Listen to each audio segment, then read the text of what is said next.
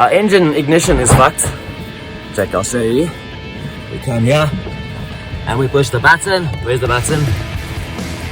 There. See, nothing happens. Nothing happens. You can even hear it. Fuck all happens, right? So we need to hot wire our engine here. And how we do that is one-time screwdriver. We locate starter motor.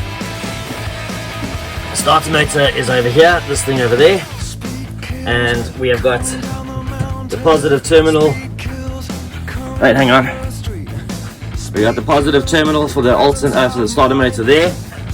And that little pink wire terminal over there is where the switch goes to start it. So now we need to just bridge that out, essentially hot wiring it.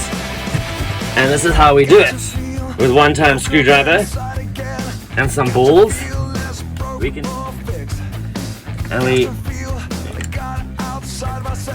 Come on. Come on,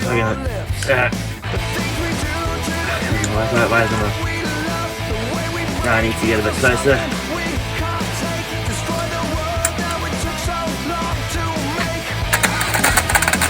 There we go. And she's going. That is how you hot wire an engine. Woohoo!